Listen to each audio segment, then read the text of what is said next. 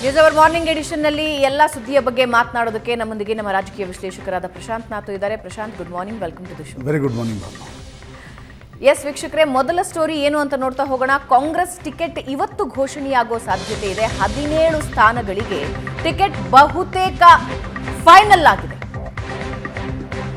ಯಾವಾಗ ticket final ಆಗ್ತಾ ಇದೆ ಅನ್ನೋ ವಿಷಯ ಗೊತ್ತಾಯ್ತು, ತಮ್ಮ ಹೆಸರು ಇಲ್ಲ ಅನ್ನೋದು ಗೊತ್ತಾಯ್ತು, ಕೆಲವು ಕಡೆ ಆಂತರಿಕ ಭಿನ್ನಾಭಿಪ್ರಾಯ ಭುಗಿಲೇಳ್ತಾ ಇದೆ.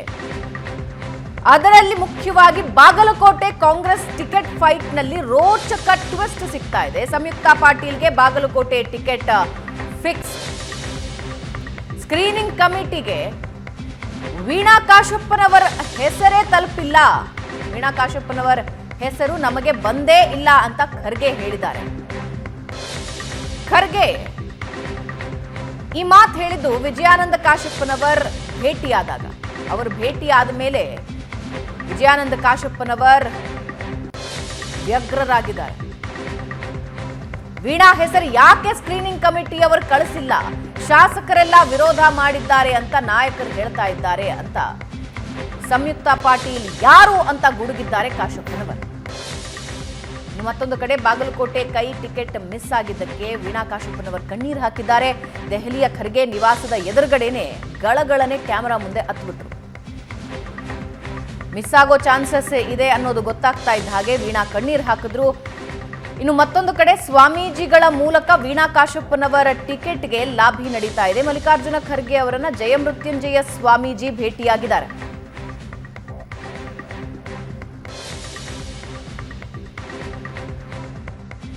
ಇವತ್ತು ಸಂಯುಕ್ತ ಪಾಟೀಲ್ ಬಗ್ಗೆ ಅಯ್ಯಮ್ಮ ಒಂದ್ ದಿವಸ ಆದ್ರೂ ಕ್ಷೇತ್ರದಲ್ಲಿ ಯಾವ ಕ್ಷೇತ್ರ ಎಲ್ಲರೂ ಯಾವ ಶಾಸಕರಿಗಾದ್ರೂ ಭೇಟಿ ಆಗಿರ್ಬೇಕಲ್ಲ. ಯಾರಿಗೂ ಕೂಡ ಭೇಟಿ ಆಗಿಲ್ಲ. ಯಾವ ಶಾಸಕರು ಕೂಡ ಅವ್ರ ಪರವಾಗಿ ಹೇಳಿಲ್ಲ. ನಮ್ಮ ಸಮಾಜದ ಬಂಧುಗಳಿದ್ದಾರೆ ಮತ್ತು ನಮ್ಮ ಜಿಲ್ಲೆಯ ಎಲ್ಲ ಪಕ್ಷದ ನಾಯಕರನ್ನ ಮತ್ತು ಎಲ್ಲರನ್ನ ಕರೆದು ಒಂದು ಸಭೆ ಮಾಡ್ತೀವಿ. ಅಲ್ಲಿ ಸಭೆ ನಮ್ಮ ಜನರು ಏನ್ ಹೇಳ್ತಾರೆ ಅದ್ರ ಮೇಲೆ ನಾವು ನಿರ್ಣಯನ ಮಾಡ್ತೀವಿ. ಅಧ್ಯಕ್ಷರೇ ಹೇಳಿದ್ದು ನನಗೆ ನಿನ್ನೆ, ಇಲ್ಲಪ್ಪ ಹೆಸರೇ ಕಳಿಸಿಲ್ಲ ಅನ್ನೋದು ಈಗ ಕೂಡ ಬಹಳ ಸ್ಪಷ್ಟವಾಗಿ ಹೇಳಿದ್ರು. ಇವತ್ತು ನಿನ್ನೆ ಏನು ಪಟ್ಟಿ ಬಿಡುಗಡೆ ಆದ್ಮೇಲೆ ಅವರು ಈ ಏನು ಒಂದು ಸ್ಕ್ರೀನಿಂಗ್ ಕಮಿಟಿಯಲ್ಲಿ ಇವಳು ಹೆಸರೇ ಕಳಿಸಿಲ್ಲ ಅನ್ನೋದು ಕೂಡ ನಮಗೆ ಮಾಹಿತಿ ಆಗಿದೆ. ಈ ವಿಚಾರವಾಗಿ ನಾವು ಸಾಮಾನ್ಯ ಅಧ್ಯಕ್ಷರಿಗೆ ಪ್ರಶ್ನೆ ಮಾಡಿದಾಗ ಅವರು ಕೂಡ ಹೇಳಿದ್ರು, ನಿಮ್ಮ ಸ್ಥಳೀಯ ನಾಯಕರು ಇದಕ್ಕೆ ಉತ್ತರ ಕೊಡಬೇಕು, ನಾನು ಕೊಡಕ್ಕಾಗಲ್ಲ ಅನ್ನೋ ಮಾತನ್ನು ಕೂಡ ಈಗ ಹೇಳಿದ್ದಾರೆ. ಇವತ್ತು ನನಗೆ ಅವಕಾಶ ಕೊಡಿ ಅಂದರೆ ಸೋಲ್ಬೇಕಾದ್ರೆ ವೀಣಾ ಕಾಶಪ್ಪನವ್ರು ಬೇಕಾಗಿತ್ತು, ಗೆಲ್ಲಬೇಕಾದ್ರೆ ಬೇಡ ಅಂತ ಅನಿಸುತ್ತೆ. ಮೋಸ್ಟ್ಲಿ ಎಲ್ಲೋ ಒಂದು ಹತ್ರ ತುಳಿಯುವಂಥ ಹುನ್ನಾರ ನಡೀತಾ ಇದೇನೋ ಏನೋ ನನಗೆ ಗೊತ್ತಿಲ್ಲ. ಚುನಾವಣೆಯನ್ನು ಮಾಡಿಸ್ಕೊಂಡು ಒಬ್ಬ ಹೆಣ್ಮಗಳ ಹತ್ರ ಈ ಥರ ಮಾಡೋದು ಎಲ್ಲೋ ಒಂದು ಹತ್ರ ಇದು ಅನಿಸುತ್ತೆ. ನನಗೆ ಅವಕಾಶ ಕೊಡಿ ಅಂದರೆ ಅವ್ರ ವೈಯಕ್ತಿಕ ಅಭಿಪ್ರಾಯ, ಪಕ್ಷದ ಅಭಿಪ್ರಾಯ ಅಲ್ಲ. ಮತ್ತು ಈಗ ವೀಣಾ ಕಾಶ್ಯಪ್ನವ್ರು ನಿಂತಾಗ ನಾನು ಚುನಾವಣೆ ಮಾಡಿನಲ್ಲ, ನಾನೇ ಜಿಲ್ಲಾ ಉಸ್ತುವಾರಿ ಮಂತ್ರಿ. ಅವಾಗ ಅವ್ರು ಆ ಥರ ಅವ್ರು ಹೇಳಿರ್ಲಿಕ್ಕಿಲ್ಲ. ಪಕ್ಷ ಗೆಲ್ಲಿಸ್ತಕ್ಕಂಥ ಕೆಲಸದ ಜವಾಬ್ದಾರಿ ಅವ್ರಿಗೂ ಇದೆ, ನನಗೂ ಇದೆ. ಇದು ಪಕ್ಷದ ಸಲುವಾಗಿ ಮಾಡೋದು, ವೈಯಕ್ತಿಕ ಸಲುವಾಗಿ ಅಲ್ಲ. ನೋಡಿ, ಅದು ಮೇಲಿನವ್ರಿಗೆ ಬಿಟ್ಟಿರ್ತಕ್ಕಂಥ ವಿಚಾರ, ಅದ್ರ ಬಗ್ಗೆ ನಾವು ಹೇಳಕ್ಕೆ ಬರೋದಿಲ್ಲ. ಇಲ್ಲಿ ಯಾರಿಗೆ ಕೊಟ್ರೂ ಕೆಲಸ ಮಾಡ್ತಕ್ಕಂಥ ಕೆಲಸ ನಾವು ಮಾಡೀವಿ, ಅವರು ಮಾಡಬೇಕು. ಶಿಫಾರಸ್ ಮಾಡ್ತಕ್ಕಂಥ ಕೆಲಸ ಯಾರೂ ಮಾಡೋದಿಲ್ಲ, ಪಕ್ಷ ಮಾಡ್ತದೆ, ಕಾರ್ಯಕರ್ತರು ಮಾಡ್ತಾರೆ. ಅಭ್ಯರ್ಥಿ ಬೇರೆ ಜಿಲ್ಲೆ ಅಲ್ಲ ರೀ, ಬಿಜಾಪುರ ಬಾಗಲಕೋಟೆ ಒಂದೇ ಜಿಲ್ಲೆ. 2003ರಲ್ಲಿ ನಾವು ಬೇರೆ ಆಗಿವಿ ಅಷ್ಟೇ. ಆದರೆ ಜಿಲ್ಲೆ ಬೇರೆ ಆಗಿರ್ಬೋದು, ಮನಸ್ಸು ಬೇರೆ ಆಗಿಲ್ಲ, ಆಗೋದೂ ಇಲ್ಲ. ನೀವು ತಲೆ ಕೆಡಿಸ್ಕೊಬೇಡಿ. ಅಂದ್ರೆ ಈಗ ಅಸಮಾಧಾನ ಇದೆಯಲ್ಲ, ಯಾವ ರೀತಿ ಇದನ್ನು ಶಮನ ಮಾಡ್ತಾರೆ ಸರ್? 100% ನೋಡಿ, ಯಾರಿಗೆ ಒಬ್ಬರಿಗೆ ಪ್ರಯತ್ನ ಮಾಡಿರ್ತಕ್ಕಂಥವ್ರಿಗೆ ಚುನಾವಣೆ ಅಭ್ಯರ್ಥಿ ಆಗಬೇಕನ್ನೋ ಆಸೆ ಇರ್ತದೆ, ನ್ಯಾಚುರಲ್ ಅದು. ಅದಾದಮೇಲೆ ಅವರು ನಾವು ಕುಂತು ಮಾತಾಡ್ಕೊಳ್ತೀವಿ, ಅದೆಲ್ಲ ಬಗೆಹರಿತದೆ. ಕಾರ್ಯಕರ್ತರು ತಮ್ಮ ಕೆಲಸ ತಾವು ಮಾಡ್ತಾರೆ, ಅದು ಎಲ್ಲ ನಡೆದು ಹೋಗ್ತದೆ, ನಿಮಗೂ ಗೊತ್ತಾಗ್ತದೆ. ಅದು ಅವ್ರ ವೈಯಕ್ತಿಕ.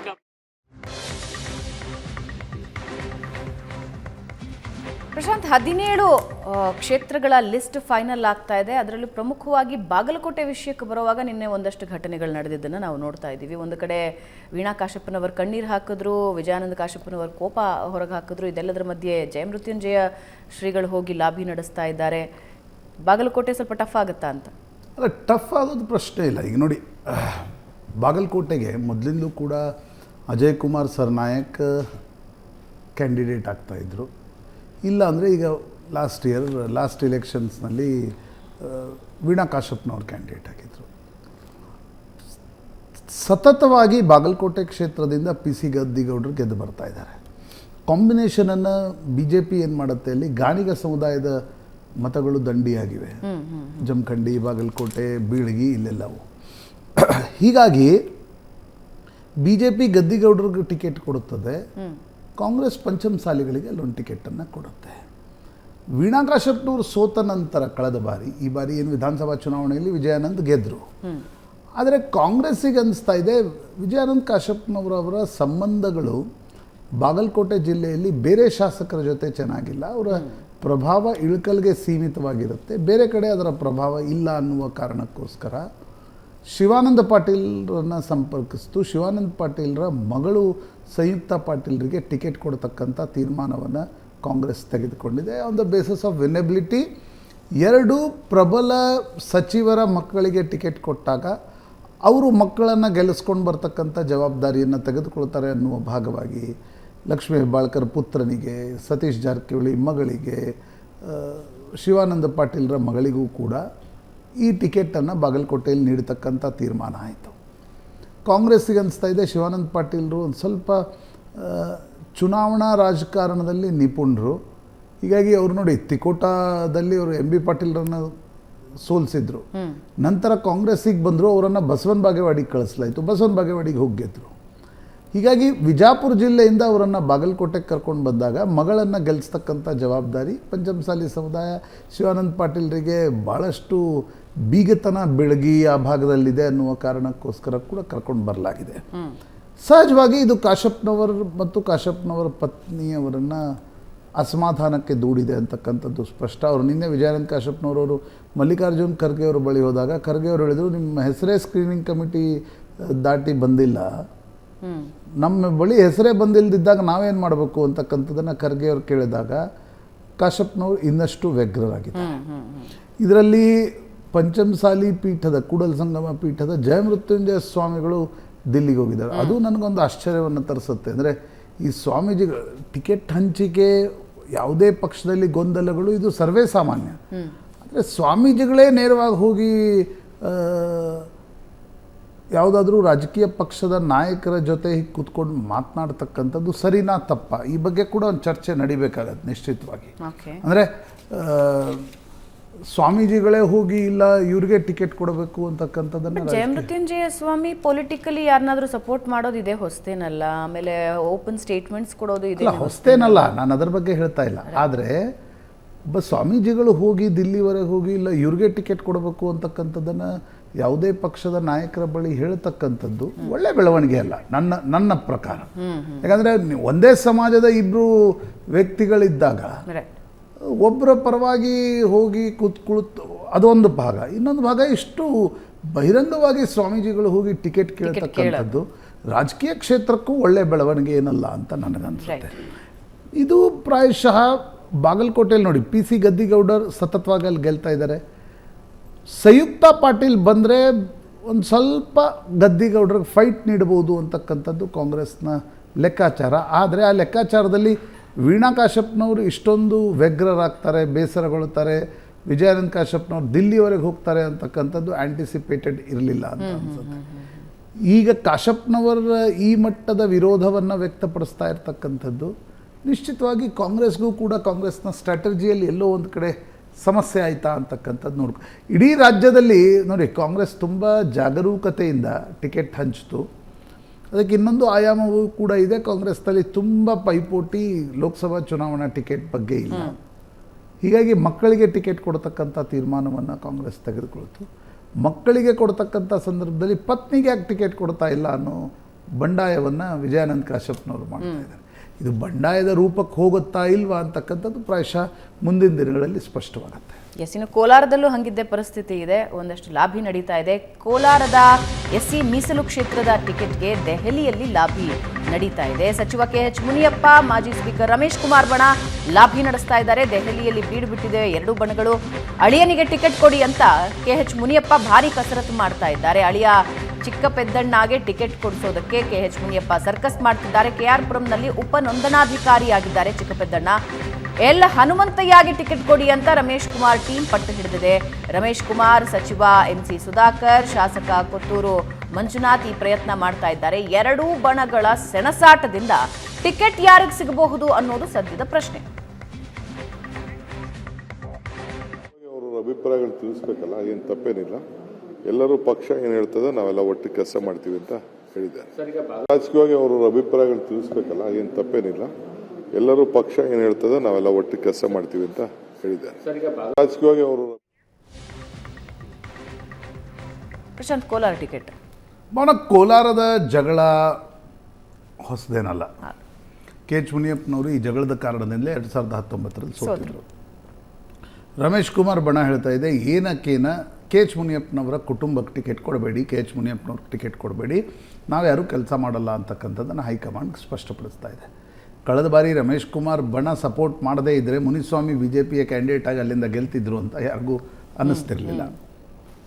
ಈ ಬಾರಿ JDS ಕ್ಯಾಂಡಿಡೇಟ್ ಆಗ್ತಾ ಇದೆ ಅಲ್ಲಿ. ಹೀಗಿರುವಾಗ ಕೆ ಎಚ್ ಮುನಿಯಪ್ಪನವ್ರು ಹೇಳ್ತಾ ಇದ್ದಾರೆ, ಫಸ್ಟ್ ಏನಂದ್ರು ನಾನೇ ನಿಲ್ತೀನಿ ಅಂದರು. ಮಗಳಿಗೆ ಮಂತ್ರಿ ಮಾಡೋದಾದರೆ ನಾನು ನಿಲ್ತೀನಿ ಅಂದರು. ಆ ಗ್ಯಾರಂಟಿಯನ್ನು ಯಾರೂ ಕೊಡ್ಲಿಕ್ಕೆ ಸಾಧ್ಯ ಆಗಲ್ಲ. ಈಗ ಹೇಳ್ತಿದ್ದಾರೆ, ಬೇಡ ನಾನು ನನ್ನ ಮಗಳಿಬ್ಬರು MLA ಇದ್ದೀವಿ, ನಾನು ಅಳಿಯನಿಗೆ ಟಿಕೆಟ್ ಕೊಡಿ ಅಂತಕ್ಕಂಥದ್ದನ್ನು ಕೆ ಎಚ್ ಮುನಿಯಪ್ಪನವ್ರು ಕೇಳ್ತಾ ಇದ್ದಾರೆ. ಯಾವುದೇ ಕಾರಣಕ್ಕೂ ಕೆ ಎಚ್ ಮುನಿಯಪ್ಪನವರ ಕುಟುಂಬಕ್ಕೆ ಟಿಕೆಟ್ ಕೊಡಬಾರ್ದು ಅನ್ನೋದು ರಮೇಶ್ ಕುಮಾರ್ ಬಣದ ವಾದ. ಅಲ್ಲಿ ಹನುಮಂತಯ್ಯ ಒಂದು ಕ್ಯಾಂಡಿಡೇಟ್ ಆಗಿ ಅವ್ರಿಗೆ ಸಿಕ್ಕರು. ಯಾಕಂದರೆ ಕೋಲಾರದಲ್ಲಿ ದಲಿತ್ ಲೆಫ್ಟ್ಗೆ ಕಾಂಗ್ರೆಸ್ ಟಿಕೆಟ್ ಕೊಡುತ್ತೆ. ಚಾಮರಾಜನಗರಕ್ಕೆ ರೈಟು, ಕೋಲಾರಕ್ಕೆ ಲೆಫ್ಟು, ಚಿತ್ರದುರ್ಗಕ್ಕೆ ಕೂಡ ಲೆಫ್ಟ್ ಕೊಡುತ್ತೆ. ವಿಜಯಪುರ ಜಿಲ್ಲೆಯಲ್ಲಿ ರೈಟ್ ಕೊಟ್ಟಿದೆ ಈ ಬಾರಿ. ಅಂದರೆ 2 ರೈಟು 2 ಲೆಫ್ಟನ್ನು ಈ ಕಾಂಗ್ರೆಸ್ ಕೂಡ ಅಳವಡಿಸ್ಕೊಂಡಿದೆ. 3 ರೈಟ್ ಆಗತ್ತೆ. ಈಗ 3 ರೈಟ್ ಕಲಬುರಗಿಯಲ್ಲೂ ಕೂಡ ರಾಧಾಕೃಷ್ಣ ನಿಂತಾಗ 3 ರೈಟ್ ಆಗುತ್ತೆ, 1 ಲೆಫ್ಟು ಅನ್ನೋ ಒಂದು 2 ಲೆಫ್ಟ್ ಅನ್ನೋ ಕಾನ್ಸೆಪ್ಟನ್ನು ಅಳವಡಿಸ್ಕೊಂಡಿದೆ ಕಾಂಗ್ರೆಸ್. ಆ ಪರಿಸ್ಥಿತಿಯಲ್ಲಿ ನನಗನ್ಸುತ್ತೆ ಈಗ ಎಲ್ ಹನುಮಂತಯ್ಯ ಕೂಡ ಅಷ್ಟೇ ಪ್ರಬಲರಾಗಿ ಟಿಕೆಟ್ ಕೇಳ್ತಾ ಇದ್ದಾರೆ. ಅವ್ರಿಗೆ ರಮೇಶ್ ಕುಮಾರ್ ಅವರ ಬೆಂಬಲ ಇದೆ. ಇಬ್ಬರಲ್ಲಿ ಯಾರಿಗೆ ಟಿಕೆಟ್ ಕೊಡಬೇಕು ಅಂತಕ್ಕಂಥ ಗೊಂದಲದಲ್ಲೂ ಕೂಡ ಕಾಂಗ್ರೆಸ್ ಪಕ್ಷ ಇದ್ದಾಗಿದೆ. ಈ ಇಬ್ಬರ ಜಗಳಗಳನ್ನು ಸಾಲ್ವ್ ಮಾಡದೆ ನೋಡಿ, ಈ ಇಬ್ಬರ ಜಗಳದ ಕಾರಣದಿಂದಾಗಲೇ ಸಿದ್ದರಾಮಯ್ಯನವರು ಕೋಲಾರಕ್ಕೆ ನಿಲ್ತೀನಿ ಅಂತ ಹೋಗಿ ವಾಪಸ್ ಬರಬೇಕಾಯ್ತು. ಈ ಇಬ್ಬರ ರಮೇಶ್ ಕುಮಾರ್ ಮುನಿಯಪ್ಪನವರ ಜಗಳವನ್ನು ಬಗೆಹರಿಸದೆ ಯಾರಿಗೇ ಟಿಕೆಟ್ ಕೊಟ್ಟಲ್ಲಿ ಕೂಡ ನನಗನ್ಸುತ್ತೆ ಕೋಲಾರದಲ್ಲಿ ಬಂಡಾಯ ಸರ್ವೇ ಸಾಮಾನ್ಯ, ಬಂಡಾಯ ಆಗೇ ಆಗತ್ತೆ. ಯಾಕಂದರೆ ಇಬ್ಬರು ಒಂದು ರೀತಿ ಒಬ್ಬರನ್ನೊಬ್ಬರು ಮಣಿಸ್ಬೇಕು ಅನ್ನೋದಕ್ಕೆ ಯಾವುದೇ ಹಂತಕ್ಕೆ ಹೋಗ್ಲಿಕ್ಕೆ ಸಿದ್ಧರಿದ್ದಾರೆ. ಈಗ ಕಾಂಗ್ರೆಸ್ ಹೈಕಮಾಂಡ್ ಅಥವಾ ಮುಖ್ಯಮಂತ್ರಿ ಸಿದ್ದರಾಮಯ್ಯ, DK ಶಿವಕುಮಾರ್ ಎಲ್ಲರನ್ನ ಕೂಡಿಸಿ ಮಾತಾಡಿಸಿ ಟಿಕೆಟ್ ಕೊಟ್ಟರೆ ಒಂದು ಹಂತದಲ್ಲಿ ಥರ್ಡ್ ಪಾರ್ಟಿ ಅಂತ ನಾವಂತೀವಿ. ರಮೇಶ್ ಕುಮಾರ್ ಬಣನೂ ಅಲ್ಲ, ಇವ್ರ ಬಣನೂ ಅಲ್ಲ, ಮತ್ತೊಬ್ಬರಿಗೆ ಟಿಕೆಟ್ ಕೊಟ್ಟರೆ ಇಬ್ಬರು ಕೆಲಸ ಮಾಡಿ ಅಂತಕ್ಕಂಥದ್ದು ಹೇಳ್ಬೋದು ನಾನು. ಅದರ್ವೈಸ್ ಒಂದು ಬಣಕ್ಕೆ ಇನ್ನೊಂದು ಬಣ ಕೊಟ್ಟರೆ ಕೆಲಸ ಮಾಡ್ತಾರೆ ಅನ್ನುವ ಸ್ಥಿತಿಯಲ್ಲಿ ಕೋಲಾರದ ಕಾಂಗ್ರೆಸ್ ಇಲ್ಲ. ಸೊ ಕಾಂಪ್ಲಿಕೇಟೆಡ್ ಇರುತ್ತೆ. ಲೋಕಸಭಾ ಅಖಾಡಕ್ಕೆ ತಿಂಗಳಾಂತ್ಯಕ್ಕೆ ಕಹಳೆ ಮೊಳಗಿಸೋದಕ್ಕೆ ಕಾಂಗ್ರೆಸ್ ರೆಡಿಯಾಗಿದೆ. ಮಾರ್ಚ್ 28 ಅಥವಾ 29ನೇ ತಾರೀಕು ಚುನಾವಣಾ ಪ್ರಚಾರಕ್ಕೆ ಅಧಿಕೃತವಾಗಿ ರಣಕಹಳೆ ಮೊಳಗಿಸ್ತಾರೆ.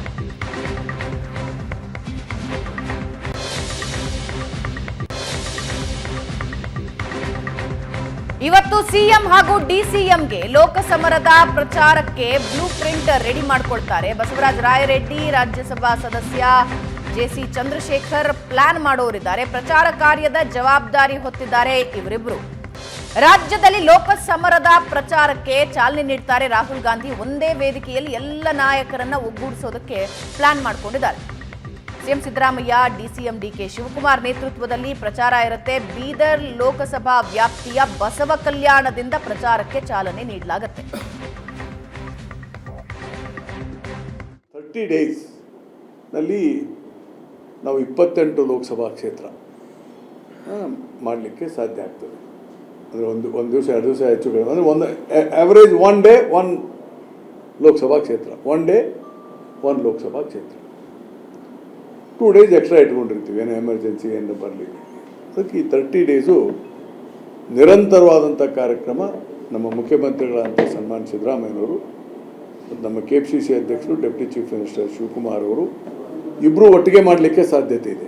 ಅಂದರೆ ನಾವು ಮಾಡಿದ ಪ್ಲ್ಯಾನ್ನಲ್ಲಿ ಇಲ್ಲ ನಾವು ಬೇರೆ ಬೇರೆನೂ ಮಾಡ್ತೇವೆ, ಮಿಕ್ಸು ಮಾಡ್ತೇವೆ ಅನ್ನೋದನ್ನು ತೀರ್ಮಾನ ಆಗಬೇಕದು. ಅವ್ರು ಮಾಡಬೇಕಾಗುತ್ತೆ. ಅದಕ್ಕೆ ನಾವೊಂದು ಪ್ಲ್ಯಾನನ್ನು ಮಾಡಿಕೊಡ್ತಾ ಇದ್ದೇವೆ.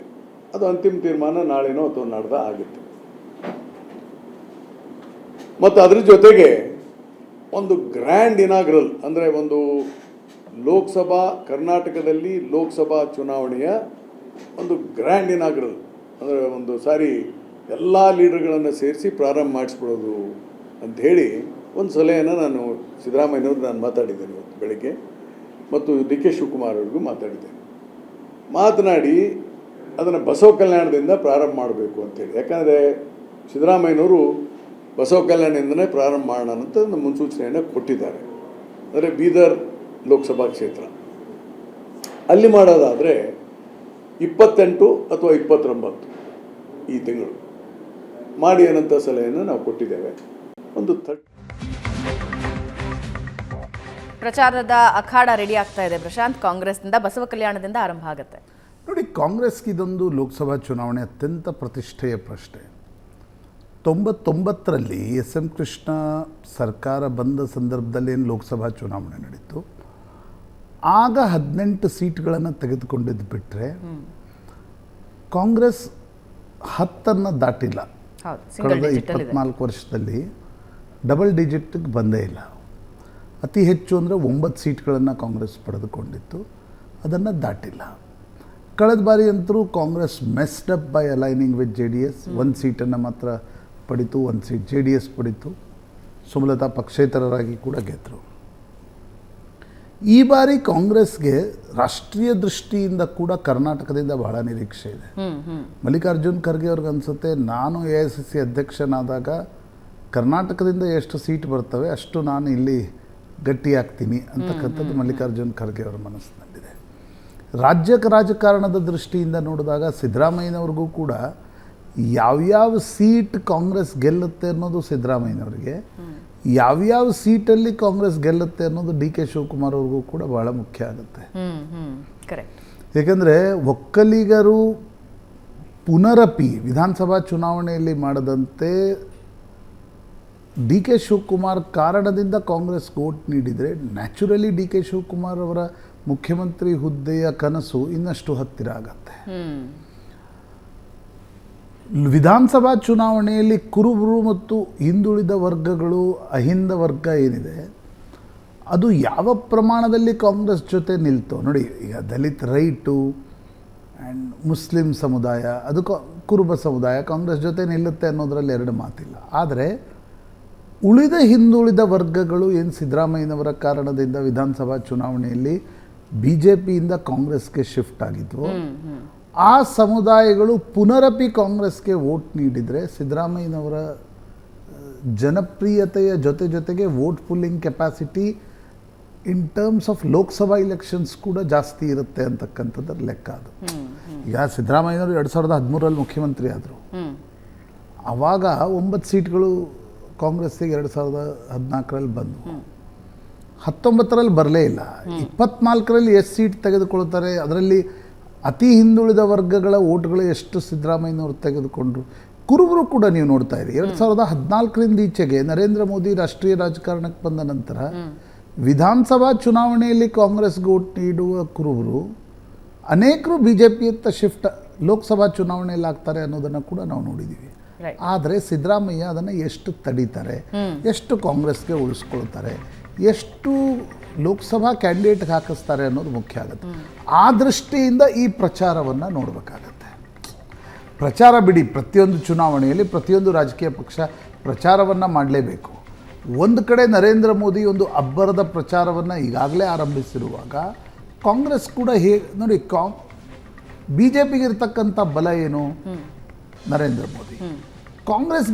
ಕಾಂಗ್ರೆಸ್ಗೆ ಆ ರಾಹುಲ್ ಗಾಂಧಿಯವರ ಕಾರಣದಿಂದ ವೋಟ್ಗಳು ಬರ್ತವೆ ಅಂತಕ್ಕಂಥದ್ದು ಪ್ರೂವ್ ಆಗ್ತಾ ಇಲ್ಲ. ಸೊ ಕಾಂಗ್ರೆಸ್ಗೆ ಇರ್ತಕ್ಕಂಥ ಬಲ ಏನು? ಸಿದ್ದರಾಮಯ್ಯನವರು, DK ಶಿವಕುಮಾರ್, ಮಲ್ಲಿಕಾರ್ಜುನ್ ಖರ್ಗೆ. ಈ ಮೂವರ ಕಾರಣದಿಂದಲೇ ಕರ್ನಾಟಕದಲ್ಲಿ ವೋಟ್ಗಳು ಬರ್ತಾ ಇವೆ. ಮತ್ತು ಕಾಂಗ್ರೆಸ್ಗೊಂದು ಬೇಸ್ ಕರ್ನಾಟಕದಲ್ಲಿ ಇದ್ದೇ ಇದೆ. 38%, 43%, 40 +or-2 ಓಲಾಡ್ತಾ ಇರುತ್ತೆ ಕಾಂಗ್ರೆಸ್ನ ವೋಟ್ ಬೇಸ್. ಸೊ ಈ ಲೋಕಸಭಾ ಚುನಾವಣೆಯಲ್ಲಿ ಅದು ಎಷ್ಟು ವೋಟ್ಗಳನ್ನು ತೆಗೆದುಕೊಳ್ಳುತ್ತೆ ಅನ್ನೋದು ಕೂಡ ಮುಖ್ಯ ಆಗುತ್ತೆ. ಮತ್ತು 20 ದಿನದ ಹಿಂದೆ ರಾಮ ಮಂದಿರದ ಉದ್ಘಾಟನೆಯ ನಂತರ ಏನೊಂದು ವಾತಾವರಣ ಕರ್ನಾಟಕದಲ್ಲಿತ್ತು, BJP ಟಿಕೆಟ್ ಹಂಚಿಕೆಯ ನಂತರ ಆ ವಾತಾವರಣ ಇಲ್ಲ. ಬಟ್ ಅದನ್ನು ಈಗ ಸೀಟ್ ವೈಸ್ ಪ್ರೊಜೆಕ್ಷನ್ ಮಾಡಿ ಅಂತ ನನಗೆ ಕೇಳಿದರೆ it will be very difficult. ಯಾಕಂದರೆ ಇದು ಹೇಗಿರುತ್ತೆ ಭಾವನಾ, ಇತ್ತೀಚಿನ ದಿನಗಳಲ್ಲಿ ಮೀಡಿಯಾ, ಸೋಷಿಯಲ್ ಮೀಡಿಯಾಗಳಲ್ಲಿ ಏನು ಬರುತ್ತೆ ಅನ್ನೋದರ ಮೇಲೆ ಮತದಾರನ ಮನಸ್ಸು ಕೂಡ ಓಲಾಡ್ತಾ ಇರುತ್ತೆ. So when things get settle down, ಆಗ ಮೋದಿ ಪರವಾಗಿರ್ತಕ್ಕಂಥ ಅಲೆ ಹಾಗೆ ಉಳಿದುಕೊಳ್ಳುತ್ತಾ, ಕಾಂಗ್ರೆಸ್ ಅದರಲ್ಲಿ ಇನ್ರೋಡ್ಸ್ ಮಾಡುತ್ತಾ, ನನಗನ್ಸುತ್ತೆ we should wait for another 10 days. Okay. ಯಾಕಂದರೆ ಸೀಟ್ ಪ್ರೊಜೆಕ್ಷನ್ ನಾನು ಅದಕ್ಕೆ ಇಷ್ಟು ಬೇಗ ಹೋದರೆ ಸೀಟ್ ಪ್ರೊಜೆಕ್ಷನ್ ಸರಿಯಾಗಿ ಸಿಗಲ್ಲ. ರೈಟ್. ಈ ಟಿಕೆಟ್ ಹಂಚಿಕೆಯ ಗೊಂದಲಗಳು ಸರಿಯಾಗಬೇಕು. ಆದರೆ ಕಾಂಗ್ರೆಸ್ ನನಗನ್ನಿಸ್ತಾ ಇದೆ ಒಂದು ಸೀರಿಯಸ್ ಎಫರ್ಟ್ ಅನ್ನಂತರೂ ಹಾಕ್ತಾ ಇದೆ. ಕ್ಯಾಂಡಿಡೇಟ್ ಇಲ್ಲ, ಬಿಜೆಪಿ ಒಳಗೆ ಗುದ್ದಾಡ್ಕೊಳ್ತಾ ಇರುವಾಗ ಅಗೇನ್ ಕಾಂಗ್ರೆಸ್ನಲ್ಲಿ ಅದೊಂದು ಶಕ್ತಿ ಮಿನಿಮಲ್ ಡ್ಯಾಮೇಜ್ ಪ್ರದರ್ಶನ ಒಡನೆ ಕಾಂಗ್ರೆಸ್ ಸೀಟ್ಗಳ ಹಂಚಿಕೆ ಮಾಡ್ತಾ ಇದೆ. ಅದು ಒಂದು ಪ್ಲಸ್ ಪಾಯಿಂಟ್ ಆಗುತ್ತೆ. ಅಂಡ್ ಇದೇ ಪ್ಲಸ್ ಪಾಯಿಂಟ್ ವರ್ಕ್ ಆಗಿದ್ದು ವಿಧಾನಸಭಾ ಎಲೆಕ್ಷನ್ ನಲ್ಲಿ ಬಹಳ ಗಟ್ಟಿಯಾಗಿ ಒಟ್ಟಿಗೆ ಹೋಗಿದ್ರು. ಅದೇ ಪ್ರಯತ್ನನ ಲೋಕಸಭೆಯಲ್ಲಿ ಮಾಡ್ತಾ ಇದ್ದಾರೆ, ವೇರ್ ಬಿಜೆಪಿ ಒಬ್ರಿಗೊಬ್ರು ಗುದ್ದಾಡ್ತಾ ಇದ್ದಾರೆ. ಮೋದಿಗೆ ಓಟ್ ಹಾಕುವ ಮತದಾರ ಇವೆಲ್ಲದರ ಕಾರಣದಿಂದ ತನ್ನ ನಿಲುವನ್ನು ಬದಲಾಯಿಸ್ತಾನ. ಒಂದು ಪ್ರಶ್ನೆ. ಗ್ಯಾರಂಟಿಗಳ ಕಾರಣದಿಂದಾಗಿ ಕಳೆದ ಬಾರಿ ಮೋದಿಗೆ ಓಟ್ ಹಾಕಿದ್ದ ಮತದಾರ ಸ್ವಲ್ಪ ಮಟ್ಟಿಗೆ ಬದಲಾಗ್ತಾನ. ಎರಡನೇ ಪ್ರಶ್ನೆ, ಇದರ ಆಧಾರದ ಮೇಲೆ ಈ ಲೋಕಸಭಾ ಚುನಾವಣೆ. ಓಕೆ, ಬ್ರೇಕ್ ತಗೋಣ ವೀಕ್ಷಕರೇ. ಬ್ರೇಕ್ನ ನಂತರ ಮಂಡ್ಯ ಕಡೆಗೆ ಹೋಗೋಣ. ಮಂಡ್ಯ ಕಡೆ ಹೋದ್ರೆ ಸುಮಲತಾ ಅವರ ನಿನ್ನೆಯ ಸ್ಟೇಟ್ಮೆಂಟ್ ಮತ್ತಷ್ಟು ಗೊಂದಲ ಸೃಷ್ಟಿ ಮಾಡ್ತಾ ಇದೆ. ಇನ್ನು ಸದ್ಯಕ್ಕೆ ಮಂಡ್ಯ ಮೈತ್ರಿ ಬಿಕ್ಕಟ್ಟು ಬಗೆಹರಿದಿಲ್ವಾ? ದಳಪತಿಗಳು ಕ್ಷೇತ್ರ ಘೋಷಣೆ ಮಾಡಿದ್ರು ಕೂಡ ಸುಮಲತಾ ತಮ್ಮ ಪಟ್ಟು ಬಿಡ್ತಾ ಇಲ್ಲ. ಮಂಡ್ಯ ಬಿಜೆಪಿ ಟಿಕೆಟ್ಗಾಗಿ ರೆಬಲ್ ಲೇಡಿ ಕಡೆಯಿಂದ ಯತ್ನ ನಡೀತಾ ಇದೆ. ಬಿಜೆಪಿ ವರಿಷ್ಠರ ಜೊತೆ ಮಾತುಕತೆ ಬಳಿಕ ಸುಮಲತಾ ಪಾಸಿಟಿವ್ ಆಗಿ ಮಾತಾಡಿದ್ದಾರೆ. ಮಂಡ್ಯ ಬಿಟ್ಟು ಬೇರೆ ಕಡೆ ರಾಜಕಾರಣ ಮಾಡೋದಿಲ್ಲ ಅಂದಿದ್ದಾರೆ. ಮಂಡ್ಯ ಕ್ಷೇತ್ರ ಇನ್ನೂ ಫೈನಲ್ ಆಗಿಲ್ಲ ಅಂತ ಸುಮಲತಾ ಹೇಳ್ತಾ ಇದ್ದಾರೆ. ಮಂಡ್ಯ ಬಗ್ಗೆ ಇನ್ನು ಯಾವುದೇ ಅಂತಿಮ ನಿರ್ಧಾರ ಆಗಿಲ್ಲ ಅಂದಿದ್ದಾರೆ. ಮಾರ್ಚ್ 22ರವರೆಗೆ ಯಾವುದು ಫೈನಲ್ ಆಗಲ್ಲ ಅಂದಿದ್ದಾರೆ. ಪ್ರಧಾನಿ ಹಾಗೂ ಗೃಹ ಮಂತ್ರಿಗಳು ಚರ್ಚಿಸಿ ನಿರ್ಧಾರ ಮಾಡ್ತಾರೆ. ನಾನು ರಾಜಕೀಯ ಮಾಡಿದ್ರೆ ಅದು ಮಂಡ್ಯದಿಂದ ಮಾತ್ರ, ಮಂಡ್ಯ ಬಿಟ್ಟು ಬೇರೆ ಕಡೆ ನಾನು ಯಾಕೆ ಹೋಗ್ಲಿ ಅಂತ ಹೇಳಿದ್ದಾರೆ. ಏನು ಹೇಳಿದ್ರು ಸುಮಲತಾ ಕೇಳಿಸ್ಕೊಳ್ಳಿ. ಮಂಡ್ಯ ವಿಚಾರ ನಾನು ಅಲ್ಲೇ ಡೆಲ್ಲಿಲೇ ಹೇಳಿದ್ದೆ. ಒಂದಷ್ಟು ಡಿಸ್ಕಷನ್ಸ್ ಮಾಡಿದ್ವಿ. ಇನ್ನೂ ಯಾವುದೇ ಅಂತಿಮ ನಿರ್ಧಾರ ಆಗಿಲ್ಲ ಅಂತಲೇ ನನಗಿರೋ ಮಾಹಿತಿ, ಅದನ್ನೇ ನನಗೆ ಅವ್ರು ಕನ್ವೆ ಮಾಡಿದ್ರು. ಇನ್ನು ಇವತ್ತು ವಿಜಯೇಂದ್ರ ಅವರನ್ನು ಹೇಳಿದ್ರಲ್ಲ 22ವರೆಗೂ ಯಾವುದು ಫೈನಲೈಸ್ ಆಗಲ್ಲ ಅಂತ. ಸೊ ಪ್ರಧಾನಮಂತ್ರಿಗಳು ಹಾಗೂ ಹೋಮ್ ಮಿನಿಸ್ಟ್ರ್ ಅವರು ಕೂತ್ಕೊಂಡು ಚರ್ಚೆ ಮಾಡಿಯೇ ಎಲ್ಲವೂ ಒಂದು ಅಂತಿಮ ನಿರ್ಧಾರವನ್ನು ಮಾಡೋದು. ನಾನು ಯಾವುದೇ ಕಾರಣಕ್ಕೂ ಮೊದಲಿಂದ ನಾನು ಬೆಂಗಳೂರು ನಾರ್ತ್ಗೂ ನಾನು ಬೇಡ ಅಂದವಳು, ಚಿಕ್ಕಬಳ್ಳಾಪುರ್ಗೆ ನಾನು ಯಾಕೆ ಹೋಗಲಿ ಮಂಡ್ಯ ಬಿಟ್ಟು, ನನ್ನದೇನಿದ್ರು ರಾಜಕೀಯ ಮಾಡಿದ್ರೆ ಮಂಡ್ಯದಲ್ಲೇ ಅಂತ ಹೇಳಿದ್ದೆ. ಈಗಲೂ ಅದನ್ನೇ ನಾನು ಹೇಳಿಬಿಟ್ಟು ಬಂದಿದ್ದೀನಿ. ತುಂಬ ಪಾಸಿಟಿವ್ ಅಂತಲೇ ನನಗೆ ಅನ್ನಿಸ್ತಾ ಇದೆ. ನೋಡೋಣ ಮುಂದೆ ಏನಾಗುತ್ತೆ, ಪಕ್ಷ ಯಾವ ನಿರ್ಧಾರ ತಗೊಳುತ್ತೆ ಅಂತ ಕಾದು ನೋಡಬೇಕು. ಇಲ್ಲ ಮಂಡ್ಯ ಪ್ರಶಾಂತ್ ಇದೇನು ಟ್ವಿಸ್ಟು? ಅಲ್ಲ, ನನಗದು ಟ್ವಿಸ್ಟ್ ಅನಿಸ್ತಾ ಇಲ್ಲ. ನೋಡಿ, ಮಂಡ್ಯ JDSಗೆ ಕೊಡಬೇಕು ಅಂತಕ್ಕಂಥ ತೀರ್ಮಾನವನ್ನು BJP ಈಗಾಗಲೇ ತೆಗೆದುಕೊಂಡಿದೆ. Okay. And for all obvious reasons Mandya Sumalatha ಕೊಟ್ಟರೆ BJP JDS ಮೈತ್ರಿಯನ್ನು ಕಳೆದುಕೊಳ್ಳುತ್ತೆ ಅಂತ ನನಗನ್ಸುತ್ತೆ. JDS ಹೇಳ್ತಾ ಇದೆ 3 ಕ್ಷೇತ್ರ ಕೊಡದೆ ಹೋದರೆ ಮೈತ್ರಿ ಯಾಕೆ, ಅದರಲ್ಲೂ ಮಂಡ್ಯ ಕೊಡದೆ ಹೋದರೆ ಮೈತ್ರಿಯ ಅವಶ್ಯಕತೆ ಇಲ್ಲ ಅನ್ನೋದನ್ನು JDS ಕನ್ವೆ ಮಾಡಿ ಆಗಿದೆ. BJP ಕೊನೆಯ ಗಳಿಗೆವರೆಗೂ ಸುಮಲತಾ ಅವ್ರಿಗೆ ಟಿಕೆಟ್ ಕೊಡಿಸ್ಬೇಕು ಅಂತಕ್ಕಂಥ ಒಂದು ಪ್ರಯತ್ನ ಮಾಡಿದ್ದು ನಿಜ. ಆದರೆ ಅದಕ್ಕೆ ಕುಮಾರಸ್ವಾಮಿ ಮತ್ತು ದೇವೇಗೌಡರ ಕುಟುಂಬ ಒಪ್ತಾ ಇಲ್ಲ ಅಂತಕ್ಕಂಥದ್ದು ಕೂಡ ಅಷ್ಟೇ ನಿಜ. ಹಾಗಿರುವಾಗ BJP ವರಿಷ್ಠರು ಮೊದಲಿಂದಲೂ ಅವರು ಮೈಸೂರು ಕೇಳಿದರು, ಪ್ರತಾಪ್ ಸಿಂಹ ಅವರ ಬದಲಿಗೆ ನೀವು ನಿಲ್ತೀರಾ ಅಂತಕ್ಕಂಥದ್ದನ್ನು ಕೇಳಿದ್ರು, ಇಲ್ಲ ಅಂದರು ಸುಮಲತಾ. ಬೆಂಗಳೂರು ಉತ್ತರಕ್ಕೆ ಕೇಳಿದ್ರು, ಸುಮಲತಾ ಒಪ್ಪಲಿಲ್ಲ. ಚಿಕ್ಕಬಳ್ಳಾಪುರಕ್ಕೂ ಕೂಡ ಬೇಕಿದ್ದರೆ ಕೊಡ್ತೀವಿ ಅಂತಕ್ಕಂಥದ್ದನ್ನು ಹೇಳಿದಾಗ ಸುಮಲತಾ ಇಲ್ಲ, ನಾನು ಯಾವುದೇ ಕಾರಣಕ್ಕೂ ಮಂಡ್ಯ ಬಿಟ್ಟು ಹೋಗಲ್ಲ ಅನ್ನೋದನ್ನು BJP ವರಿಷ್ಠರಿಗೂ ಸ್ಪಷ್ಟಪಡಿಸಿದ್ದಾರೆ. ಈಗ ಉಳಿದಿರ್ತಕ್ಕಂಥ ಪ್ರಶ್ನೆ ಏನು ಭಾವನಾ ಅಂತಂದರೆ, ನೋಡಿ, ಯಾರಿಗೂ ಕೂಡ ಟಿಕೆಟ್ ಸಿಗದೇ ಇದ್ದಾಗ ಅಸಮಾಧಾನ, ಬೇಸರ ಆಗ್ತಕ್ಕಂಥದ್ದು ಸಹಜ. ತಾನೇ ಸಿಟ್ಟಿಂಗ್ MP ಆಗಿರುವಾಗ ಮತ್ತೊಂದು ಪಕ್ಷಕ್ಕೆ ಆ ಟಿಕೆಟನ್ನು ಕೊಡ್ತಾ ಇದ್ದೀನಿ, ನಾನು ಯಾರ ವಿರುದ್ಧ ಹೋರಾಟ ಮಾಡಿದ್ನೋ ಅವ್ರಿಗೆ ಕೊಡ್ತಾ ಇದ್ದಾಗ ಬೇಸರ, ಅಸಮಾಧಾನ ಸಹಜ. ಆದರೆ ಸುಮಲತಾ ಪಕ್ಷೇತರರಾಗಿ ನಿಲ್ತಾರ ಅನ್ನೋದು ನನಗಿರ್ತಕ್ಕಂಥ ಕುತೂಹಲ. ಅವರು ಪಕ್ಷೇತರರಾಗಿ ನಿಲ್ತಾರ. ನನಗನ್ಸುತ್ತೆ Sumalatha B J P high command ಜೊತೆ ಮಾತಾಡಿರ್ತಕ್ಕಂಥ ಸಂದರ್ಭದಲ್ಲೂ ಕೂಡ ನಿಖಿಲ್ ಕುಮಾರಸ್ವಾಮಿ ಏನಾದರೂ ಜೆ ಡಿ ಎಸ್ನಿಂದನೇ ನಿಲ್ಲೋದಾದಲ್ಲಿ ನಾನು ಪಕ್ಷೇತರರಾಗಿ ನಿಲ್ತೀನಿ. ಎಚ್ ಡಿ ಕುಮಾರಸ್ವಾಮಿ ಅವ್ರಿಗೊಂದು ಹಿರಿತನ ಇದೆ, ಮಾಜಿ ಮುಖ್ಯಮಂತ್ರಿ ಇದ್ದಾರೆ, ಅವರೇನಾದರೂ ಚುನಾವಣೆಗೆ ನಿಂತರೆ ನಾನು ಯೋಚನೆ ಮಾಡ್ತೀನಿ ಅಂತಕ್ಕಂಥದ್ದನ್ನು ಕೂಡ ಸುಮಲತಾ ಬಿ ಜೆ ಪಿ ಹೈಕಮಾಂಡ್ಗೆ ಎಲ್ಲೋ ಕನ್ವೆ ಮಾಡಿದಂತೆ. So she is also. ಆದರೆ ಅವ್ರಿಗೆ ಬೇರೆ ಪೊಲಿಟಿಕ್ಸ್ನಲ್ಲಿ ನೋಡಿ, ಕೊನೆಗೆ ಅಧಿಕಾರ ಬೇಕಾಗತ್ತೆ. ಪೊಲಿಟಿಕ್ಸ್ನಲ್ಲಿ ಏನಾದರೂ ಮಾಡಬೇಕಾದ್ರೆ ನೀವು ಇಲ್ಲ ನಾನು ಬೆಂಬಲ ಕೊಡ್ತೀನಿ ಅಂತ ಹೇಳಿ ಜಾಸ್ತಿ ದಿನ ಇರೋಕ್ಕಾಗಲ್ಲ. ಸೊ ಅಲ್ಟರ್ನೇಟಿವ್ಲಿ ಬಿ ಜೆ ಪಿ ಮತ್ತು ಜೆ ಡಿ ಎಸ್ ಇರ್ಬೋದು, ಸುಮಲತಾ ಅವ್ರಿಗೆ ಹೇಗೆ ಅಕಾಮಿಡೇಟ್ ಮಾಡುತ್ತೆ ಅನ್ನೋದು ಬಹಳ ಮುಖ್ಯ ಆಗುತ್ತೆ ಮುಂದಿನ ದಿನಗಳಲ್ಲಿ. ಆ ದೃಷ್ಟಿಯಿಂದ ನನಗನ್ಸುತ್ತೆ ನೀವು ಟ್ವಿಸ್ಟ್ ಅನ್ನೋದಕ್ಕಿಂತ ಉಳಿದಿರುವ ಕುತೂಹಲ ಏನು ಅಂತಂದರೆ, ನಿಖಿಲ್ ನಿಲ್ತಾರ, ಎಚ್ ಡಿ ಕೆ ನಿಲ್ತಾರ. ಓಕೆ, ನಿಖಿಲ್ ನಿಂತರೆ ಸುಮಲತಾ ಬಂಡಾಯ ಸ್ಪರ್ಧೆ ಮಾಡ್ತಾರ, ಎಚ್ ಡಿ ಕೆ ನಿಂತರೆ ಸುಮಲತಾ ಏನು ಮಾಡ್ತಾರೆ ಅಂತಕ್ಕಂಥದ್ದು ಮುಖ್ಯ. ನನಗನ್ಸುತ್ತೆ ಬಿ ಜೆ ಪಿ ಮಂಡ್ಯವನ್ನು ಜೆ ಡಿ ಎಸ್ಗೆ ಬಿಟ್ಟು ಕೊಡೋ ವಿಷಯದಲ್ಲಿ ಯಾವುದೋ ಆ್ಯಂಬಿಗ್ವಿಟಿ ಉಳಿದಿದೆ, ಕೊನೆಯ ಕ್ಷಣದ ಟ್ವಿಸ್ಟ್ ಉಳಿದಿದೆ ಅಂತ ಅನ್ನಿಸ್ತಾ ಇಲ್ಲ. ಸುಮಲತಾ ಅವ್ರು ಹೇಳ್ತಾ ಇರೋದು ನೋಡಿದಾಗ ಇಲ್ಲ ಪ್ರಧಾನಮಂತ್ರಿಗಳು ಅದನ್ನು ಬದಲಾಯಿಸ್ತಾರೆ ಅಂತ. ನ್ಯಾಚುರಲಿ ನೋಡಿ ಭವನ, ಇವತ್ತಿನ ಸಂದರ್ಭದಲ್ಲಿ ಬಿ ಜೆ ಪಿ ಏನಾದರೂ ಮಂಡ್ಯವನ್ನು ನಾವು ಕೊಡಲ್ಲ ಅಂತಕ್ಕಂಥದ್ದನ್ನು ಹಠ ಹಿಡಿದು ಕೊಡೋದಲ್ಲಿ B J P J D ಎಸ್ನ ಮೈತ್ರಿ ಕಡಿತಗೊಳ್ಳುತ್ತೆ. ಆಗ ಡಾಕ್ಟರ್ ಮಂಜುನಾಥರಿಗೆ ಬಿ ಜೆ ಪಿ ಟಿಕೆಟ್ ಕೊಟ್ಟಿದ್ದು, ಸೋಮಣ್ಣ ಅವರಿಗೆ B J P J D S support ಮಾಡ್ತೀನಿ ಅಂದಿದ್ದು, ಚಿಕ್ಕಬಳ್ಳಾಪುರದಲ್ಲಿ ಏನಾಗುತ್ತೆ, ಬೆಂಗಳೂರು ಉತ್ತರದಲ್ಲಿ ಒಕ್ಕಲಿಗರು ಏನು ಮಾಡ್ತಾರೆ, ಇವೆಲ್ಲ ಅಂಶಗಳಿವೆ. ಹೀಗಾಗಿ ಇದು ನನಗನ್ಸುತ್ತೆ ಮೈತ್ರಿ ಮುರಿದು ಬೀಳುವ ಹಂತದಲ್ಲಿ ಎರಡೂ ಪಕ್ಷಗಳು ಅದನ್ನು ಇವತ್ತು ಬೇರ್ ಮಾಡೋ ಕೆಪಾಸಿಟಿಯಲ್ಲಿಲ್ಲ. ಹೀಗಾಗಿ ಸುಮಲತಾ ಅವರನ್ನು ಹೇಗೆ ಅಕಾಮಿಡೇಟ್ ಮಾಡುತ್ತೆ, ಸುಮಲತಾ ಪಕ್ಷೇತರರಾಗಿ ನಿಲ್ತಾರ, ಅಲ್ಲಿ ಎಚ್ ಡಿ ಕೆ ನಿಲ್ತಾರ, ಅಲ್ಲಿ ನಿಖಿಲ್ ನಿಲ್ತಾರ, ಇವೆಲ್ಲ ಭರವಸೆ ಸಿಗುತ್ತಾ ನೋಡಿ. ಅವ್ರು ಈಗ ಭರವಸೆ ಅಂದರೆ ಅವರು ಟಿಕೆಟ್ ಕೊಡಲಿಕ್ಕೆ ಬಿ ಜೆ ಪಿ ಅವ್ರು ರೆಡಿ ಇದ್ರು, ಬಟ್ ಅವರು ನಾನು ಮಂಡ್ಯ ಬಿಟ್ಟು ಹೋಗಲ್ಲ ಅಂತಿದ್ದಾರೆ.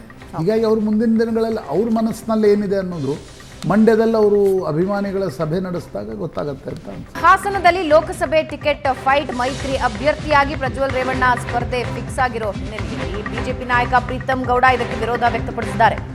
ಪ್ರಜ್ವಲ್ ರೇವಣ್ಣಗೆ ಟಿಕೆಟ್ ಕೊಡಬೇಡಿ ಅಂತ ಪ್ರೀತಮ್ ಗೌಡ ಹೇಳಿದ್ರು. ಹಾಸನದಲ್ಲಿ ಪ್ರೀತಮ್ ಗೌಡಗೆ ಟಾಂಗ್ ಕೊಟ್ಟಿದ್ದಾರೆ ಸಂಸದ ಪ್ರಜ್ವಲ್ ರೇವಣ್ಣ.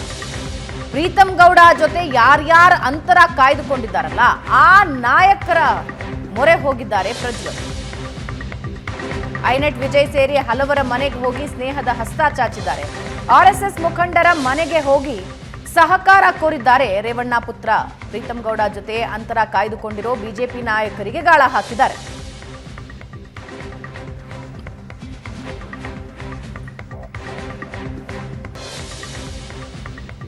ಪ್ರಶಾಂತ್, ಈ ಬಾರಿ ಇಂಟ್ರೆಸ್ಟಿಂಗ್ ಕ್ಷೇತ್ರ ಅಂತ ಅನ್ನಿಸ್ಕೊಳ್ಳುತ್ತೆ ಹಾಸನ. ಇದರ ಜೊತೆಗೆ ಪ್ರೀತಮ್ ಗೌಡ ವಿರೋಧ ವ್ಯಕ್ತಪಡಿಸ್ತಾ ಇದ್ದಾರೆ. ಯಾರ್ಯಾರು ಪ್ರೀತಮ್ ಗೌಡ ಜೊತೆ ಅಂತರ ಕಾಯ್ದುಕೊಂಡಿದ್ದಾರೆ ಅವರೆಲ್ಲರನ್ನೂ ಒಟ್ಟಿಗೆ ಕರೆಸ್ಕೊಳ್ಳೋ ಪ್ರಯತ್ನ ರೇವಣ್ಣ ಮಾಡ್ತಿದ್ದಾರೆ, ಪ್ರಜ್ವಲ್ ರೇವಣ್ಣ. ನೋಡಿ, ಬಿ ಜೆ ಪಿ ನಾಯಕರು ಬಹಿರಂಗವಾಗಿ ಏನು ಹೇಳ್ತಿದ್ದಾರೆ ಅಂತಂದರೆ, ಬಹಿರಂಗವಾಗಿ ಅಂದರೆ ಕ್ಯಾಮ್ರಾ ಎದುರುಗಡೆ ಅಲ್ಲ, ಯಾರೋ ಸಿಕ್ಕಾಗ ಅವ್ರು ಹೇಳ್ತಾ ಇರ್ತಕ್ಕಂಥ ಅಂಶ ಏನು ಅಂದರೆ ಪ್ರಜ್ವಲ್ ರೇವಣ್ಣ ಅವ್ರಿಗೆ ಈ ಸಲ ಕಷ್ಟ ಇದೆ ಅಂತ. ಈಗ ಅದು ಬಿ ಜೆ ಪಿ ನಾಯಕರ ಮಾತುಗಳಿಂದ ರಿವರ್ಬ್ರೇಟ್ ಆಗಿ ಇಷ್ಟೊಂದು ಚರ್ಚೆ ಆಗ್ತಾ ಇದೆಯೋ ಅಥವಾ ನಿಜಕ್ಕೂ ಪರಿಸ್ಥಿತಿ ಇದೆಯೋ ಅಂತಕ್ಕಂಥದ್ದು ಇದೊಂದು ಸ್ವಲ್ಪ ದಿನಗಳ ನಂತರ ಸ್ಪಷ್ಟವಾಗ್ತಾ ಹೋಗುತ್ತೆ. ಅಮಿತ್ ಶಾ ಕುಮಾರಸ್ವಾಮಿ ಅವ್ರನ್ನ ದಿಲ್ಲಿಗೆ ಕರೆಸ್ಕೊಂಡಾಗ ಎರಡು ವಿಷಯಗಳನ್ನ ಹೇಳಿದ್ರು. ಒಂದು, ನಿಖಿಲ್ಗೂ ಕೊಡಬೇಡಿ, ಪ್ರಜ್ವಲ್ಗೂ ಕೊಡಬೇಡಿ, ನೀವು ನಿಲ್ಲಿ, ಇನ್ನೊಬ್ರಿಗೆ ಯಾರನ್ನಾದರೂ ನಿಲ್ಲಿಸಿ ಅಂತಕ್ಕಂಥದ್ದು.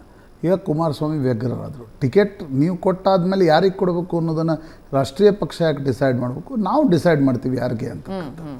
ಆದರೆ ಅವರು ನಿಖಿಲ್ ಕೊಡಬೇಡಿ ಅನ್ನೋದನ್ನು ಅಂದರೆ ನನಗನ್ಸುತ್ತೆ ಅಲ್ಲಿ ಸುಮಲತಾ ಇರೋದ್ರಿಂದ ನಿಖಿಲ್ ಕೊಟ್ಟು ಮತ್ತು ಸುಮಲತಾ ನಿಂತರೆ ಕಾಂಗ್ರೆಸ್ಸಿಗೆ ಅನುಕೂಲ ಆಗುತ್ತೆ ಅನ್ನುವ ಕಾರಣಕ್ಕೋಸ್ಕರ ಕುಮಾರಸ್ವಾಮಿ ಮಂಡ್ಯಕ್ಕೆ ನಿಲ್ಲಲಿಕ್ಕೆ ಒಂದು ಬಹುತೇಕ ಫೈನಲ್ ಅಂತ ಹೇಳ್ತಿದ್ದಾರೆ. ಆದರೆ ಹಾಸನದಲ್ಲಿ ಪ್ರಜ್ವಲ್ ರೇವಣ್ಣ ಅವರ ಟಿಕೆಟ್ ಚೇಂಜ್ ಮಾಡತಕ್ಕಂಥ ಪ್ರಯತ್ನವನ್ನು ಜೆ ಡಿ ಎಸ್ ಮಾಡಲ್ಲ, ದೇವೇಗೌಡರು ಅದಕ್ಕೊಪ್ಪಲ್ಲ, ಮತ್ತು ಕುಟುಂಬದಲ್ಲಿ ಅನಗತ್ಯವಾಗಿರ್ತಕ್ಕಂಥ ವಿವಾದಗಳು ಹುಟ್ಟುಕೊಳ್ತವೆ. ಹೀಗಿರುವ ಸಂದರ್ಭದಲ್ಲಿ ಈಗ ಪ್ರಜ್ವಲ್ ರೇವಣ್ಣ ಎದುರುಗಡೆ ಇರತಕ್ಕಂಥ ಚಾಲೆಂಜ್ ಏನು? ಬಿ ಜೆ ಪಿಯ ಸ್ಥಳೀಯ ನಾಯಕರ ಅಸಹಕಾರದ ಹೊರತಾಗಿಯೂ ಕೂಡ ಚುನಾವಣೆಯನ್ನು ಗೆಲ್ಲಬೇಕು. ನೋಡಿ, it is highly impossible Prajwal ಮತ್ತು ಪ್ರೀತಮ್ ಕೈ ಹಿಡಿದು ಹೋಗಿ ಟಿಕೆಟ್ ವೋಟ್ ಕೇಳತಕ್ಕಂಥದ್ದು. ಯಾಕಂದರೆ ಪ್ರೀತಮ್ ಗೌಡ ಸ್ವತಃ ಚುನಾವಣೆಯನ್ನು ರೇವಣ್ಣನವರ ಕುಟುಂಬದ ಕಾರಣದಿಂದ ಸೋತರು.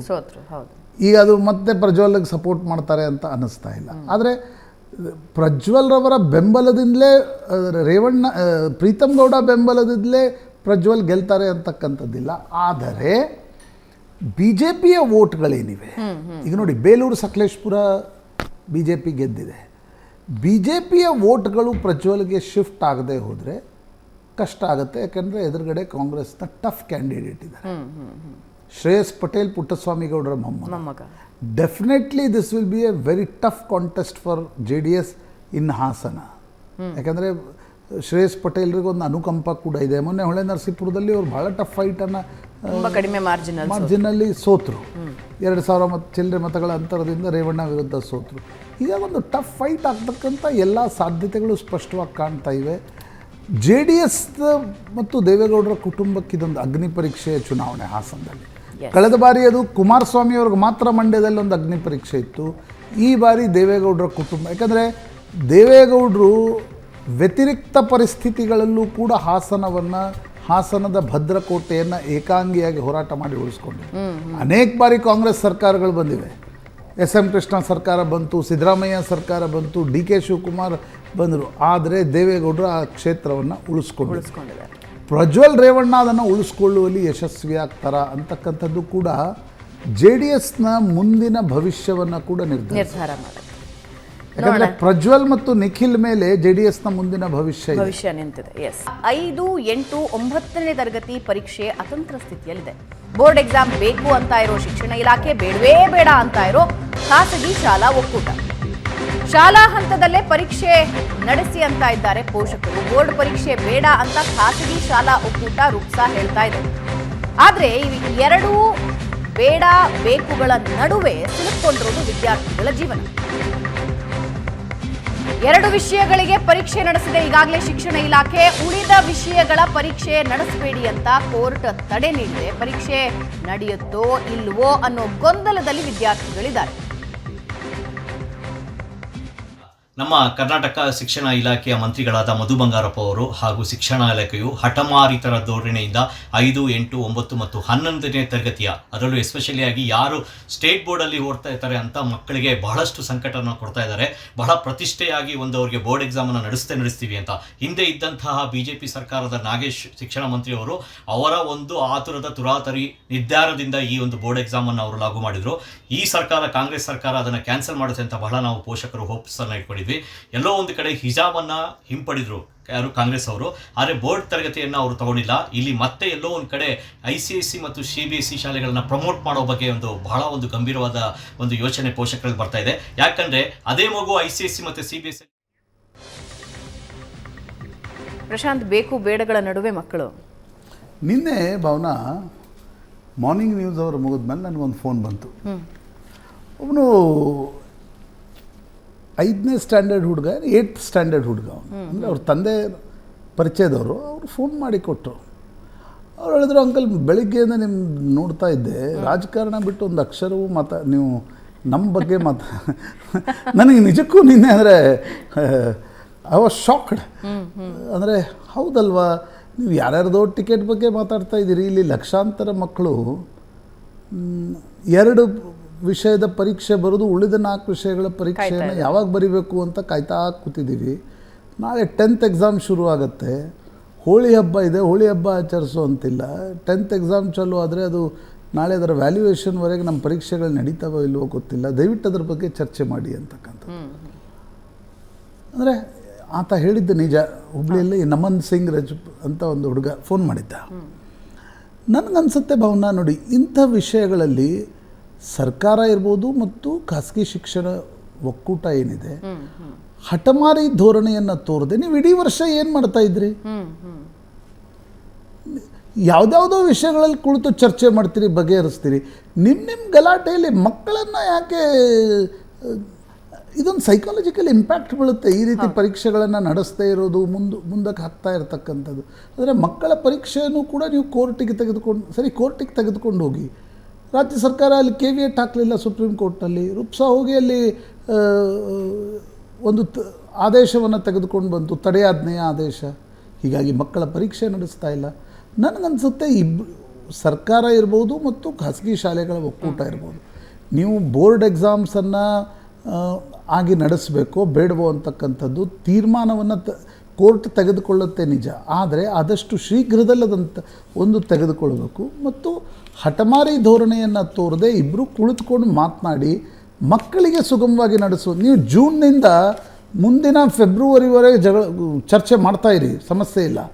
ಆದರೆ ನಿಮ್ಮ ಜಗಳವನ್ನು ಮಾರ್ಚ್ನಲ್ಲಿ ಫ್ಲೇರಪ್ ಮಾಡಿ ಮಕ್ಕಳಿಗೆ ದಯವಿಟ್ಟು ಅದು ನ್ಯಾಯಾಲಯದಿಂದ ಒಂದು ತಡೆಯಾಜ್ಞೆ ತಗೊಂಡು ಬಂದು ಆಮೇಲೆ 5th 8th 9th ಮಕ್ಕಳಿಗೆ ಇದು ಪ್ರಾಯಶಃ ನಮ್ಮ ದೇಶದಲ್ಲಿ ನಮ್ಮ ವಿಚಿತ್ರ ಪರಿಸ್ಥಿತಿ. ಇವರೇ 18 ವರ್ಷದ ಮೇಲ್ಪಟ್ಟ ಯಾರಾದರೂ ಪೋಸ್ಟ್ ಗ್ರ್ಯಾಜುಯೇಷನ್ ಇದ್ದರೆ ಅವ್ರು ವೋಟರ್ಸ್ ಇರ್ತಾಯಿದ್ರು, ತರಾತುರಿಯಲ್ಲಿ ಸಮಸ್ಯೆ ಬಗೆಹರಿತಾ. ಹೌದು, ಪಾಪ ಈ ಮಕ್ಕಳು ವೋಟರ್ಸ್ ಅಲ್ಲ ನೋಡಿ. ಅಂದರೆ ನಾನು ಹೇಳ್ತಾ ಇರೋದು, ನೀವು ಸರ್ಕಾರದಲ್ಲಿ ಕುಳಿತಿರತಕ್ಕಂಥವ್ರು ಇರ್ಬೋದು ಅಥವಾ ಖಾಸಗಿ ಶಾಲೆಗಳ ಒಕ್ಕೂಟ ಇರ್ಬೋದು, ಇದನ್ನು ಪ್ರತಿಷ್ಠೆಯ ಪ್ರಶ್ನೆಯಾಗಿ ತೆಗೆದುಕೊಳ್ಳದೆ ಮಕ್ಕಳ ಭವಿಷ್ಯದ ಬಗ್ಗೆ ಅವರು ಈ ಬಾರಿ ಏನು ಸಮಸ್ಯೆ, ನೀವು ಯುದ್ಧ ಕಾಲದಲ್ಲಿ ಅಂದರೆ ಬೆಂಕಿ ಹತ್ತದಾಗ ಬಾವಿ ತೋಡೋದಲ್ಲ. ಆಸ್ ಯು ಸೆಡ್, ಇವಾಗ ಎಲೆಕ್ಷನ್ಸ್ ಇದೆ, 18 years ಎಬೋ ಆಗಿದ್ದಿದ್ರೆ ಬೇಗ ಪ್ರಾಬ್ಲಮ್ ಸಾಲ್ವ್ ಆಗ್ತಾ ಇತ್ತು. ಎಸ್, ಆದಷ್ಟು ಬೇಗ ಈ ಸಮಸ್ಯೆ ಬಗೆಹರಿಸೋದ್ರ ಬಗ್ಗೆ ಖಾಸಗಿ ಶಿಕ್ಷಣ ಇಲಾಖೆನೂ ಗಮನ ಹರಿಸಲಿ, ಹಾಗೆ ಸರ್ಕಾರ ಕೂಡ ಗಮನ ಹರಿಸಲಿ. ಇದೇ ಸುದ್ದಿಯೊಂದಿಗೆ ಇವತ್ತಿನ ಚರ್ಚೆ ಮುಗಿಸೋಣ. ಪ್ರಶಾಂತ್, ಧನ್ಯವಾದ ಚರ್ಚೆಯಲ್ಲಿ ಭಾಗಿಯಾಗಿದ್ದಕ್ಕೆ. ವೀಕ್ಷಕರೇ, ಇದು ಇವತ್ತಿನ ನ್ಯೂಸ್ ಅವರ್ ಮಾರ್ನಿಂಗ್ ಎಡಿಷನ್. ನೇರ ದಿಟ್ಟ ನಿರಂತರ ಸುದ್ದಿಗಾಗಿ ನೋಡ್ತಾ ಇರಿ